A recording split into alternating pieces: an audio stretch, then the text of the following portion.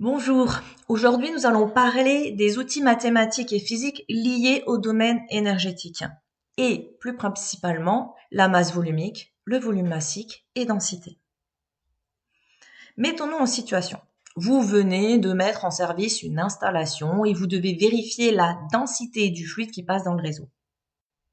Pour cela, nous allons aborder donc la thématique des masses volumiques, du volume massique et de la densité. La masse volumique, ρ, kg par mètre cube. La masse volumique d'un corps est la masse de l'unité de volume du corps. On peut définir l'importance d'un objet en indiquant son volume ou sa masse. Pour cela, il faut connaître le nombre de kilogrammes contenus dans chacun des mètres cubes de ce corps et on obtiendra donc une masse volumique. Exemple. On a donc la masse d'un litre d'eau froide qui est donc de 1 kg. On a un mètre cube correspondant à 1000 litres, à une masse de 1000 kg. La masse volumique de l'eau froide est donc de 1000 kg par mètre cube. La lettre qui symbole la masse volumique est une ancienne lettre grecque ρ. L'équation pour le calcul de la masse volumique est la suivante. M sur V, masse sur volume. Pour une température, une pression et un état physique donné, solide, liquide ou gazeux, chaque corps présent dans l'univers possède une masse volumique précise. Comme on l'a vu, l'eau froide, 1000 kg par mètre cube. Le fioul domestique, 840 kg par mètre cube. Ou pour l'acier, 800 kg par mètre cube. Ou l'air à 20 degrés, 1,2 kg par mètre cube. Le volume massique, petit v, en mètres cubes par kilogramme.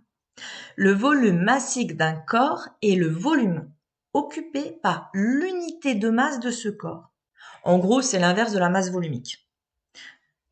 Formule. Petit v est égal à V sur M, c'est-à-dire au volume sur la masse. La densité, D.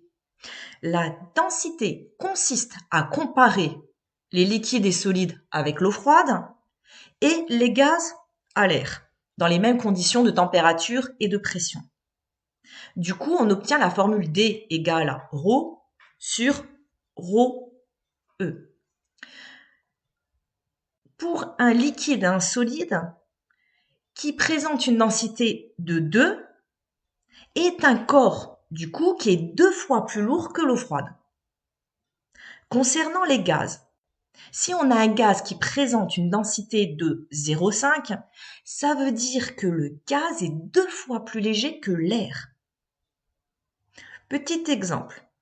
Par exemple, pour le fioul domestique. Du coup, on le compare bien avec de l'eau. Il a une densité de 0,84. Concernant, par exemple, le gaz naturel, nous avons une densité d'environ 0,6. Lui, on va le comparer avec de l'air. Conséquences des diverses densités. Pour les liquides et solides. Les liquides et solides dont les masses volumiques sont plus élevées que celles de l'eau, donc c'est-à-dire densité supérieure à 1, ils coulent. Les liquides et solides dont les masses volumiques sont identiques à celles de l'eau, densité égale à 1, se mélangent à l'eau, ou ils restent en position stable, comme le café au lait. Les liquides et les solides dont la masse volumique est inférieure à celle de l'eau, donc du coup densité supérieure à 1, ils flottent, nappe de fioul sur la mer. Concernant les gaz dont la masse volumique sont plus élevées que celle de l'air, du coup densité supérieure à 1, s'accumulent au sol du local en cas de fuite. Les gaz dont la masse volumique sont identiques à celle de l'air, c'est-à-dire densité égale à 1, il va se mélanger à l'air du local. Les gaz dont les masses volumiques sont plus faibles que celles de l'air, c'est-à-dire densité inférieure à 1, ils se concentrent au plafond du local. Ces propriétés conditionnent pour les gaz l'implantation de grilles d'aération et des capteurs de détection de fuite dans les locaux techniques. Une fuite de gaz naturel se détectera prioritairement au plafond. Par contre, une fuite de gaz propane se détectera prioritairement au sol. Pour conclure, pour comprendre un gaz, un liquide ou un solide, on doit avoir des notions sur la masse volumique, le volume massique et les densités. Merci pour votre écoute. Je reste disponible pour votre complément d'information.